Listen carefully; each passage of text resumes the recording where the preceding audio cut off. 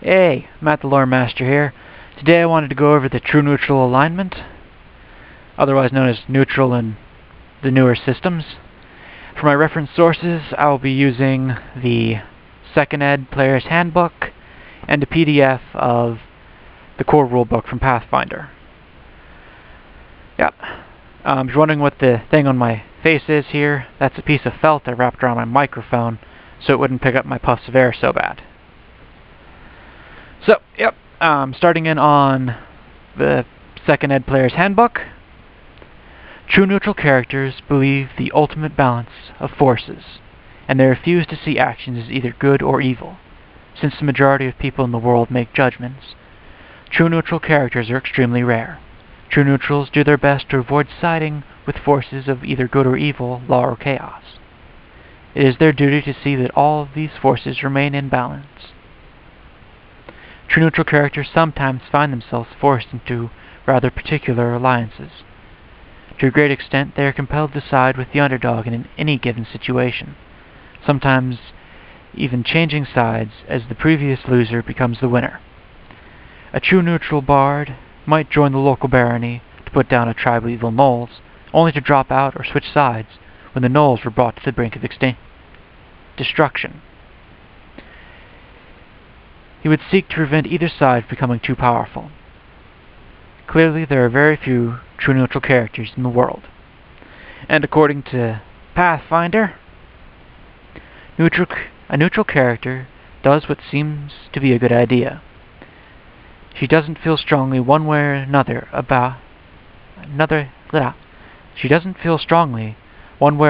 when it comes to good versus evil, law versus chaos, and thus neutral is sometimes called true neutral. Most neutral characters exhibit a lack of conviction or bias rather than a commitment to neutrality. Such characters probably think of good as better than evil. After all, she would rather have good neighbors and rulers than evil ones. Still, she is not personally committed to upholding good in any abstract or universal way. Some neutral characters, on the other hand, commit themselves to philosophy of neutrality. They see good, evil, law, and chaos as prejudices and dangerous extremes. They advocate the middle way of neutrality as the best, most balanced road in the long run. Neutral means you act naturally in any situation, without prejudice or compulsion. So yeah, those are those. My personal feelings on the true neutral alignment. I believe it can be broken down into 3 different kinds of neutrality. The uninvolved, the unaligned, and the protector of balance. The uninvolved character will just that, not get involved. He sees this group warring against this other group. It's not his battle, not his to contend with. If one side's good, one side's evil, it's perfectly balanced for him. That's fine. As long as the armies aren't overrunning each other or upsetting the local balance in any way, he won't get involved, and even then he might still not get involved.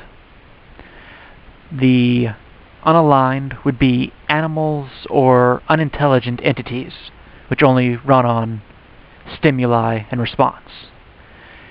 This is puddings, like the magical puddings, not the food.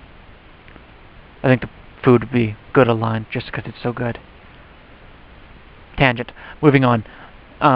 Even the Tarask from D&D is neutrally aligned because he acts because he acts. He doesn't understand, and thus cannot be called evil. Some might even say that Galactus from Marvel could be neutral, but some also argue that he's neutral evil because of his destroying worlds, or perhaps even lawful evil because of his aligning with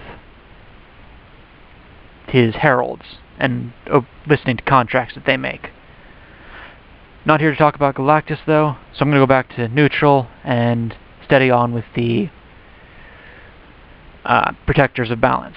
Protectors of balance are much more involved than the uninvolved. They will look at both sides of a conflict, determine who's stronger, and side with the other side. They'll definitely want to make sure that neither side outright wins the combat, and hopefully they try to keep everything so it is as it was.